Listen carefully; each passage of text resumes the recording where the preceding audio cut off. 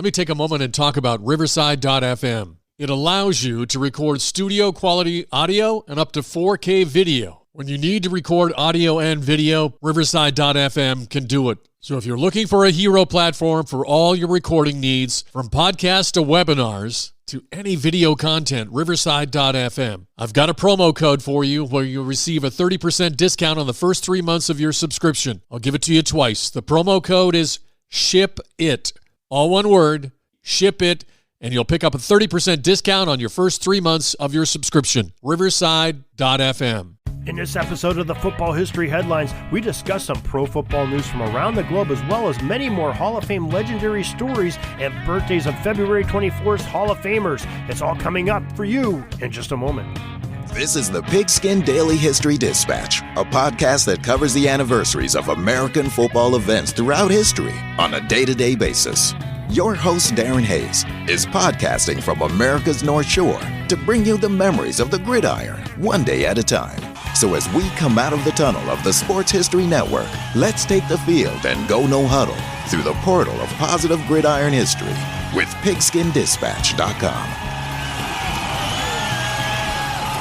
This podcast is part of the Sports History Network, your headquarters for the yesteryear of your favorite sport. You can learn more at sportshistorynetwork.com. Hello, my football friends. This is Darren Hayes of PigskinDispatch.com. Welcome once again to the Pig Pen, your portal to positive football history. And we're going to get into some great football history for the date of February 24th in this episode. And we're going to start off in 1989. And Harold E. Ballard, he sold the CFL's Hamilton Tiger Cats to David Braley per the HonestDay.com website. Braley was the owner of 3 Canadian football teams over the years and once was the Canadians League's interim commissioner. His other teams were the BC Lions and the Toronto Argonauts. And according to an ESPN.com article, his teams won CFL titles 4 different times and making them among Toronto's championship in the 100th Grey Cup of 2012. Now, the Argonauts win that 2012 title was something tremendous for that city, who's had its struggles with the Argos, with attendance and everything. They seem to gravitate more towards the National Football League game, and when many of their fans and fans across the rest of the nation of Canada, you really need the Argonauts to be a part of that CFL to keep it viable and have the big cities support the CFL. Now, February 24th, 1991, it was the end of the World League of American Football, the WLAF's first draft. And according to a webpage titled The World League of American Football, the New York, New Jersey Knights made the first selection on the first day of the WLAF draft and chose a 6'3", 290-pound offensive tackle named Cesar Rente of Oklahoma. On February 14th, to kick off the picking of the teams from the scratch draft. This final day of picking was to choose defensive backs and assign 40 Operation Discovery players for each franchise. After some up and downs and some major changes in the league, disbanded in 2007 under the moniker of NFL Europe. And who can forget that league? What a tremendous league. We have a lot of NFL stars and players that came out of NFL Europe and the World League of American Football. And it's a shame that they had to disband that league, because it was truly a great feat of almost like a farm system for the NFL. Well, it was a farm system, and it just really got players ready to be playing in the big leagues that weren't quite there before. Perhaps maybe some of these leagues that are starting up right now, the USFL starting up here in a month or two, the XFL in a year, perhaps those can be some great jumping off points for some of these young athletes to get the exposure and to get their feet under them to be able to play in the National Football League. So some Hall of Fame birthdays for this February 24th. We'll start off in 1906, Muskegon, Michigan. The fantastic end from the University of Michigan, Benny Osterbahn was born. The NFF says that Benny was an All-American and 3 times, 1925, 26, and 27. And he was a captain and the most valuable player of the team in 1927. The Football Writers Association named him to its all-time All-America modern team in 1974. And Osterbahn stayed in Ann Arbor the rest of his life, even having the opportunity to serve as the head coach of the Wolverines for 11 different seasons. The National Football Foundation voters chose to preserve the history of Benny Oosterbaan in 1954. February 24th, 1910, Birmingham, Alabama. Fred Singleton, the great tackle from the University of Alabama, arrived in this life per the National Football Foundation. The collegiate football legacy of Fred Singleton was memorialized when he was inducted in the College Football Hall of Fame in 1955. And on February 24th, 1923, Toledo, Ohio, the nifty halfback from the Michigan Wolverines gridiron program, Bob Chapis, celebrated his date of birth. The National Football Foundation says that as a football star, he led the Big Ten in total offense twice, and in 1947 was a unanimous All-American halfback. He helped Michigan do a perfect season and was voted a most valuable player in the Rose Bowl after leading the way to a 49-0 victory over Southern California. The National Football Foundation honored Bob Chapis with induction into the College Football Hall of Fame in 1988. And on February 24th, 1952, Arcadia, Louisiana, the stud linebacker from Louisiana Tech, Fred Dean, was born. Fred was the leader of the La Tech defense and helped make the team to the 1973 NCAA Division II championship. Dean had 392 career tackles during his college days. Fred Dean was forever recognized as one of the top collegians of the gridiron when he was inducted into the College Football Hall of Fame in 2009.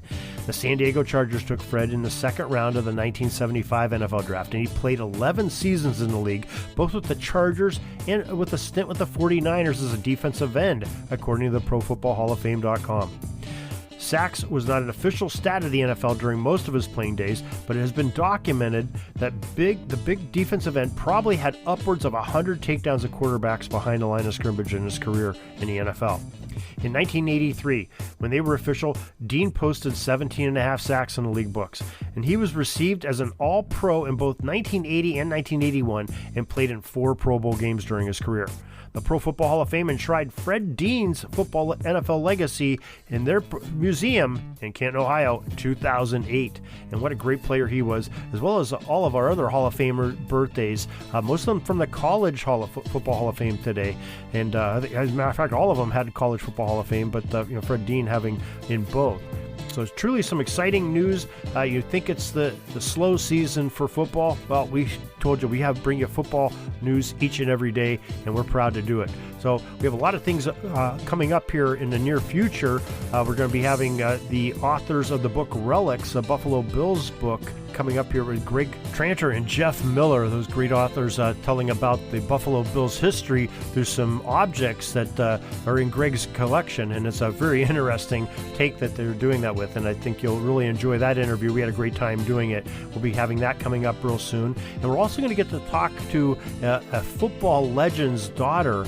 Maya Washington is going to be on the show here. We had a great interview with her recently, and she's going to talk about her dad, Gene Washington, a great wide receiver from Michigan State's championship teams of the mid-'60s, and he also played in the NFL with the Minnesota Vikings and Denver Broncos. Looking forward to that as well as our daily football history items that we have there, and also Sports Jersey Dispatch. We have some exciting things coming up there too. We're going to be talking with IndyCar legend in Tim Coffeen, talking about being in the pits of 7 different championships in IndyCar racing. So we're looking forward to that as well. So great things coming up here in the Pig Pen, and we want to share them with you for some great sports history. And be sure to tune back tomorrow for some great football history, PigskinDispatch.com. Till tomorrow, everybody, have a great gridiron day. That's all the football history we have today, folks. Join us back tomorrow for more of your football history. We invite you to check out our website, PigskinDispatch.com, not only to see the daily football history, but to experience positive football with our many articles on the good people of the game, as well as our own football comic strip, Cleat Marks Comics. PigskinDispatch.com is also on social media outlets, Facebook, Twitter, Instagram, and don't forget the Pigskin Dispatch YouTube channel to get all of your positive football news and history. Special thanks to the talents of Mike and Gene Monroe, as well as Jason Neff for letting us use their music during our podcast. This podcast is part of the Sports History Network, your headquarters for the yesteryear of your favorite sport. You can learn more at sportshistorynetwork.com.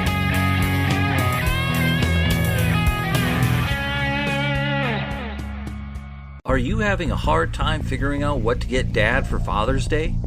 You should check out Row 1 Brand's Vintage Pictorum Gallery. They have America's best sports art.